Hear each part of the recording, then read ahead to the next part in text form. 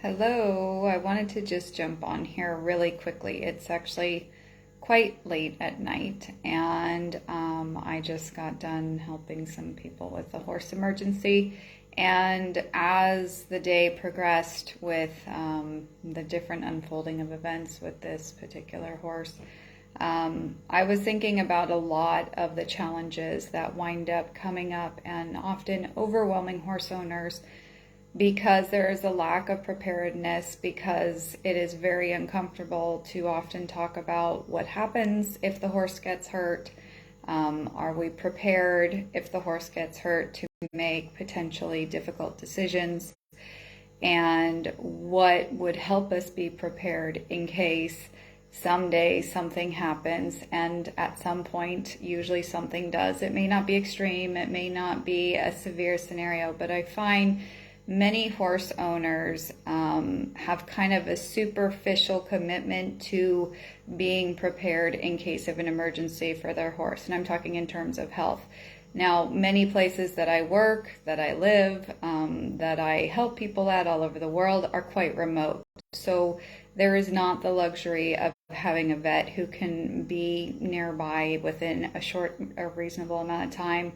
Often emergency supplies are very limited and sparse, or in these super remote areas, very, very expensive to get. The knowledge tends to be quite limited also. And so something I was thinking about as I found a mare down in a pasture today. Literally, she was down in the pasture, and we had last seen her yesterday at noon when we were handling some of the 3-month-old little colts and fillies. And she had been fine and normal and relaxed and no big deal. And I found her with her face completely torn up, her legs spread out, stuck in between some trees and bushes, and it was quite a traumatic scenario. And having to get her up and then walk all the way across the pasture and across the river and up the next hill and over the bank. And, you know, there's a lot of logistics and challenges. But as the day progressed, and with the amount of medicine that we had on hand, again, we're very remote, with calls out to multiple vets who cover areas of 2 to 3 hours of driving each way. And the experience tends to be quite varied. You know, there are vets, you know, and they go to vet school and they learn and they practice and so on, but there's also the reality of how do you help the horse in an emergency situation when you don't have all the medicine or all the ideal, you know, things that you would like to have on hand. So one of the things that I find for many horse owners is the more they start sort of practicing in their mind being ready for potential emergencies with the horse, the less overwhelming it can be. And this can be in terms of what do you keep on hand as far as in an emergency horse medical kit, as far as medicine, as far as bandages, as far as stethoscope, thermometer, those sort of things. Also checking your medicines, how outdated they are. Many people have put together an emergency kit and then realize it's been 10 years and they haven't really updated anything. So that's one aspect, is having some immediate, things on hand that you can wind up using. But I think one of the big signs or pieces that is often missing in the aspect of the human feeling overwhelmed by what's going on in an emergency is there is a lack of understanding of horse communication and horse behavior. And so many people will see that a horse is acting different than maybe the norm of what they would expect to see, but they don't put enough value to it when it doesn't look like the horse is in an incredible amount of pain or is acting in a dramatically different manner. And so I find many times people tend to be hopeful, like, let's see what will happen with the horse who's showing mild signs of, laying down at odd times, or he's suddenly pacing oddly in his stall, or he's suddenly banging on, the fencing, or doing these different behaviors. And the people go, well, it's not too bad. He's okay. He's just fussy. Let's keep going. Rather than being able to recognize, gee, his ears are tight, his eyes are wide, he's breathing quite hard for just, being in his stall or the pasture or wherever and not moving around a lot, and looking at when was the last time there was manure, is it fresh, all these basic indicators that we sort of have to play detective to put the pieces together to try and understand what the horse is experiencing, many people tend to overlook or to discredit or to not put value to. And as I say, with everything with the horse, there's only so many ways that they can ask for help. And I find that situations with horses can drastically change in short periods of time. Sometimes it looks like the horse is really going downhill quickly. We get them some temporary, maybe medicine for pain, depending on the situation, and then it looks like the horse is better. And people say, oh, look, he seems to be acting better, so it must be fine, we're good. And then when that medicine wears off, you see this dramatic change. And I think one of the big things that causes many horse owners to kind of tiptoe around being ready for emergencies is the really uncomfortable question of, are you ready to put your horse to sleep if need be?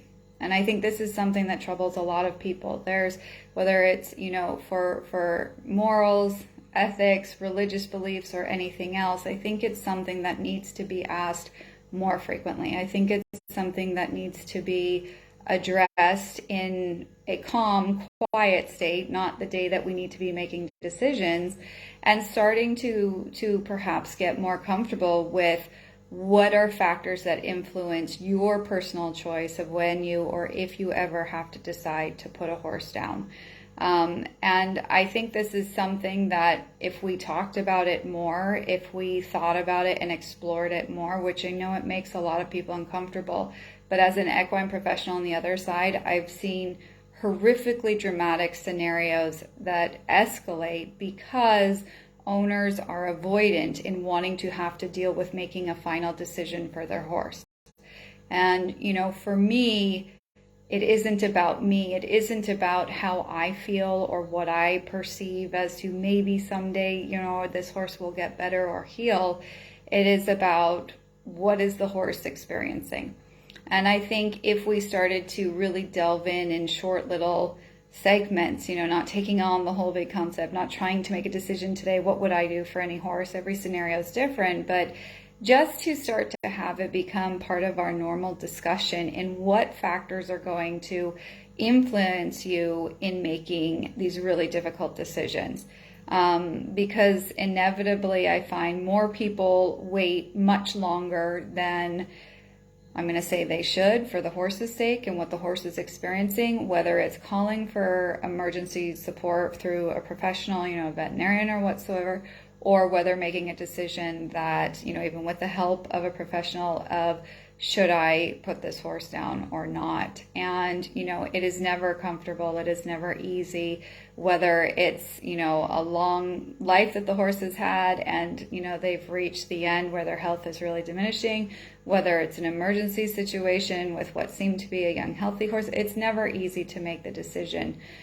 But I find many times far too many horses are left suffering for 10, 12, 15, 18 hours because the owner is not comfortable, because the owner doesn't feel good about putting down the horse. And in the meantime, every minute of every hour when that horse is experiencing pain and stress and discomfort and potentially hurting itself more and more, and then it's more difficult to access the horse or help the horse or even sedate the horse to try and give it some relief from whatever pain it's experiencing, everything just escalates. And then the emotions come up in people, and then the decision making is more difficult, and then the horse is more dramatic, and it just becomes this really traumatizing experience. So just because today has been a long day, I've been out with a horse since this morning, that really had shown signs of extreme distress. But then seem to, as I said many times with horses, they sort of make not a recovery, but they seem to plateau where it doesn't seem like they're in as bad of a state perhaps for a little bit, and then you see them kind of severely drop off. It happens a lot with horses, or the adrenaline kicks in and they suddenly look perky and alert and things are going well, and then you see them, when that adrenaline quits kicking in, the aftermath of that and the pain returns, and then perhaps, pretty dramatic behaviors. So just something for you to think about. I know it's not a warm and fuzzy discussion, but it's way better to be prepared mentally, emotionally, financially is a big one also. How much money, and I know this is uncomfortable and people don't want to think about it, but how much money are you willing to spend in an emergency on your horse? And what happens if, you start to spend that money and then your horse doesn't respond as you hope, and you have to could spend more money in more medical care. These really tough decisions. I wish more horse owners took accountability, basically, and were responsible in becoming clear on what was going to influence them in how they were going to offer care for their horses. And it's just something that it's much better to be confident in your decision making. And yes, there's always doubt, and yes, you always kind of question, but at least if you've thought about these things, at least if you've asked yourself these things, and give yourself time, maybe come up with some answers, and maybe a few weeks later kind of revisit the same questions and see how you feel about it. You can always change your answers to yourself of what you would do, or what you feel comfortable financially doing, or what matters to you and how you would decide on certain decisions for your horse. But I think the more we get comfortable with that, the better in real time we can help our horses, so that in the end they have less suffering. So I'd love to hear your thoughts. Thanks for joining me, and I'll see you next time.